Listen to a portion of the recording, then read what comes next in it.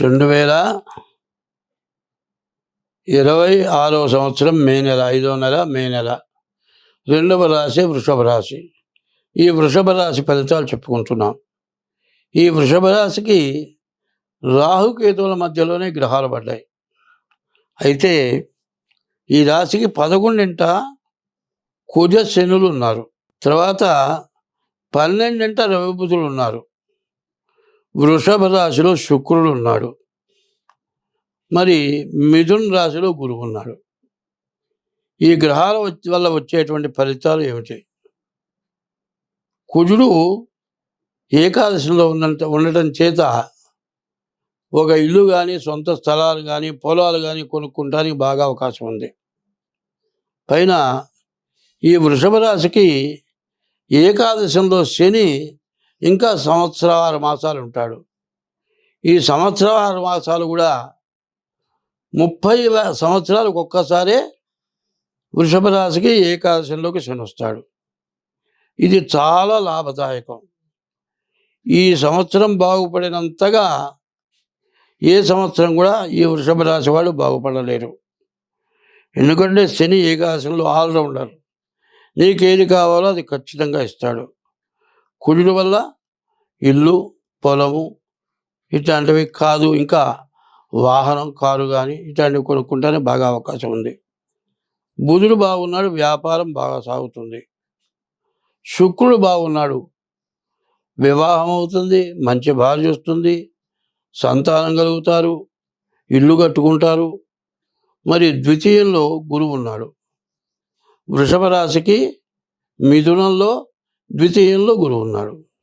ఈ ద్వితీయంలో గురువు ఉంటే ఏమంటారు? ధనాధిపతి. ద్వితీయము ధనవాగ్విత్తం. ద్వితీయంలో ఉన్నటువంటి గురువు ధనాన్ని రక్షించేవాడు. చాలా మంచి టైము. ఇట్లాంటి మంచి టైము మళ్ళీ ఎప్పుడూ ఎక్కడ రాదు, వస్తుందని చెప్పడానికి వీల్లేదు.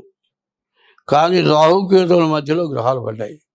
ఈ రాహుకేతువుల మధ్యలో గ్రహాలు పడితే ఎంతటి సమస్య అంటే, సూర్య చంద్రులకి గ్రహణం పట్టింది అంటే రాహుకేతువుల మధ్యలో సూర్యుడు కానీ చంద్రుడు కానీ పడితే గ్రహణం పడుతుంది. సూర్య చంద్రులకే ఇంత దోషం ఉంటే మరి ఈ రాశి వాళ్ళకి ఎంత దోషం ఉంటుంది? కాబట్టి ఈ రాశి వాళ్ళు ఏం చేయాలంటే, డేట్ ఆఫ్ బర్త్ ద్వారా తప్పనిసరిగా మీ జాతకం చూపించుకోవాలి. ఏమయ్యా బాగుండిన వాళ్ళని చూసుకోమంటున్నావు, బాగున్న వాళ్ళని కూడా చూసుకోమని చెబుతున్నావు ఎందుకు అని అంటే, బాగున్నప్పుడే జాగ్రత్త పడాలి. రూపాయి వచ్చినప్పుడు జాగ్రత్త చేసుకుంటే మంచిది.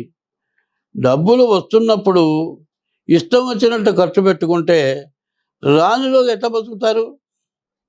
వచ్చిన రోజు ఎంత జాగ్రత్త పడితే అంత మంచి ఫలితాన్ని ఇస్తుంది. కాబట్టి మీరు ముందుగా కాల సర్పదోషం అన్నారు. రాహుకేతువుల మధ్యలో గ్రహాలు పడటం చేత ఇంత మంచిని కూడా చెడగొట్టే లక్షణం ఉంది. కాబట్టి ఈ రాశి వాళ్ళు ఏం చేయాలి? ముందు డేట్ ఆఫ్ బర్త్ ద్వారా మీ జాతకం చూపించుకోండి. లేదండి నాకు డేట్ ఆఫ్ బర్త్ లేదు అంటే, మీకు డేట్ ఆఫ్ బర్త్ లేకపోతే 2 చేతులు అరిచేతులు హస్త సాముద్రిక ద్వారా కానీ మీ జాతకం చూపించుకోండి.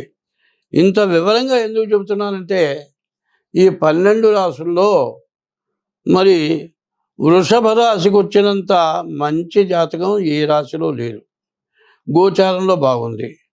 గోచారం అంటే పుట్టిన జన్మ నక్షత్రాన్ని బట్టి గోచారం అంటే చంద్ర లగ్న రీత్యా వచ్చేది గోచారం. జన్మలగ్నం అంటే పుట్టిన టైమును బట్టి జన్మలగ్నం వస్తుంది.